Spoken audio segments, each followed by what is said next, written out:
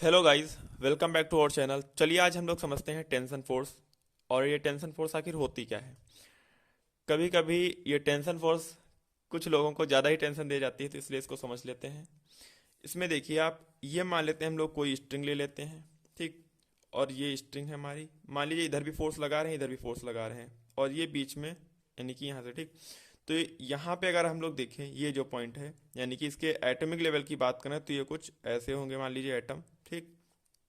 अब यहाँ पे आप देखिए, ये जो एटम्स हैं, यानी कि अगर जो हम स्ट्रिंग खींचेंगे, इधर खींचेंगे, इधर भी खींचेंगे, तो ये जो एटम्स हैं एक दूसरे से थोड़ा थोड़ा दूर हटेंगे। और हमें पता है एटम्स, जैसे ये जो एटम्स है, एटम्स के बीच में electrostatic force of attraction work करता है। यहाँ पे electrostatic force of attraction work करता है। तो जब इसको हम थोड़ा थोड़ा दूर करेंगे, यानी कि, तो ये एटम जो है इसको अट्रैक्ट करेगा अपनी तरफ, यानी कि इधर भी फोर्स लगेगा। और ये एटम अट्रैक्ट करेगा इसको, यानी कि अपनी तरफ, और ये एटम अट्रैक्ट करेगा इसको, यानी कि इस तरफ, ठीक। तो यानी कि ये दोनों इक्वल एंड अपोजिट फोर्स लगाएंगे। दोनों एटम जो है एक दूसरे पे फोर्स लगाएंगे। और ये कौन सा फोर्स लगाएंगे? Electrostatic force of attraction.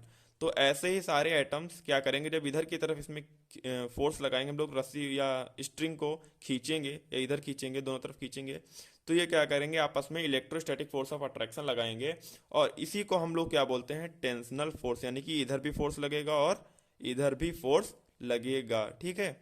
तो अब यहाँ पे आप देखिए, मान लीजिए इसकी 10 न्यूटन सहने की क्षमता, यानी कि अगर 10 न्यूटन से खींचे तो ये रस्सी नहीं टूटेगी। अगर इसके ज़्यादा, मतलब इससे ऊपर अगर 10 न्यूटन से ज़्यादा हम लोग फोर्स लगा देंगे तो ये रस्सी टूट जाएगी, क्योंकि इसकी एक सर्टेन लिमिट है।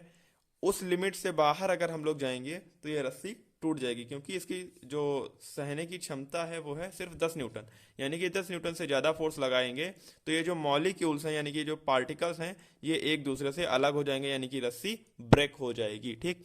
तो आप यहाँ पे समझिए एक्चुअली टेंशन है क्या। तो यहाँ पे जो टेंशन है, यानी कि जो इलेक्ट्रोस्टैटिक फोर्स ऑफ अट्रैक्शन है, उसी को हम लोग टेंशन बोलते हैं। और उसकी डायरेक्शन जो है दोनों तरफ होती है। अब यहाँ पे निर्भर ये करता है हम लोगों पे कि हम लोग सिस्टम क्या ले रहे हैं। यानी कि अगर हम लोग सिस्टम ये ले लेते हैं, ये वाला, तो डायरेक्शन क्या हो जाएगी? डायरेक्शन इधर की तरफ हो जाएगी, इस साइड में, ठीक। अगर सिस्टम हम लोग ये ले लेते हैं तो डायरेक्शन हमारी इस साइड में हो जाएगी, ठीक। अब ये समझते हैं सिस्टम होता क्या। यानी कि जब भी हम लोग फ्री बॉडी डायग्राम पढ़ते हैं, यानी कि फ्री बॉडी डायग्राम, ठीक, यानी कि ये ब्लॉक M1 है, यानी कुछ भी, तो इसमें इसमें पढ़ते हैं, कहीं भी और भी टेंशन पढ़ते हैं। तो मान लेते हैं हमने कहा फोर्स इसमें इधर लग रहा है तो टेंशन इधर लगेगा, ठीक। इसके अपोजिट, फोर्स के डायरेक्शन के अपोजिट लिया जाता है टेंशन। यानी कि इसका मतलब जानते हो क्या है? यहाँ पे जो भी हम सिस्टम लेते हैं, सिस्टम का मतलब है हम जो भी ऑब्जेक्ट, यानी कि जो बॉडी लेते हैं और फ्री बॉडी डायग्राम में उसे दिखाते हैं, उसका मतलब ये होता है, उसको हम लोग क्या बोलते हैं? उसको बोलते हैं सिस्टम।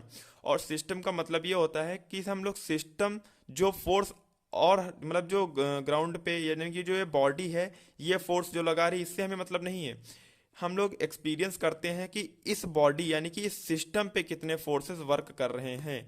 तो ये देखिए आप, ये टेंशन इस तरफ भी लग रहा है, यहाँ पे टेंशन अंदर की तरफ भी लग रहा है, ठीक।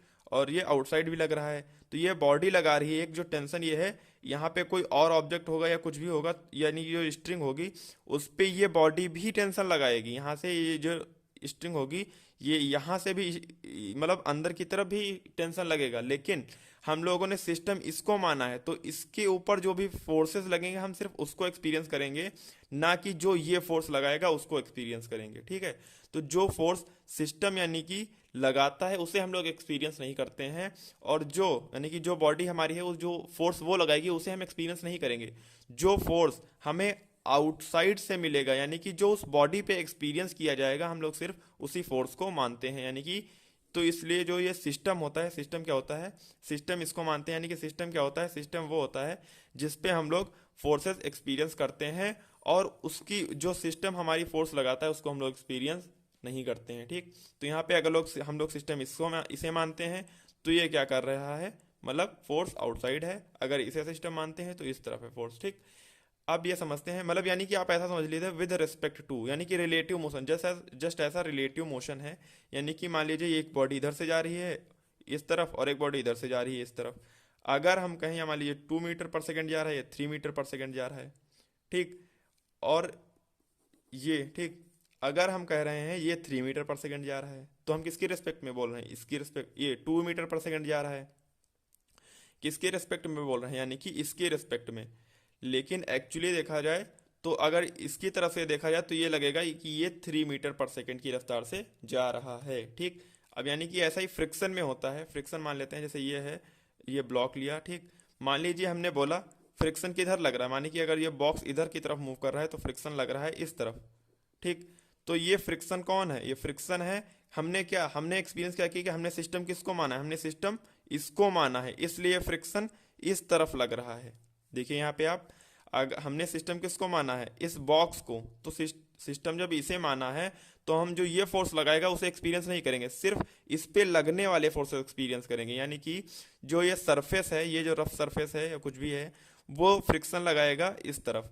अगर हम लोग सिस्टम इस रफ सरफेस को मान लें, जो हमारी ये सरफेस जो है, अगर हम लोग सिस्टम इस सरफेस को मान लें तो ये जो बॉडी है ये फ्रिक्शन लगाएगी इस तरफ, तो फ्रिक्शन इस तरफ हो जाएगा।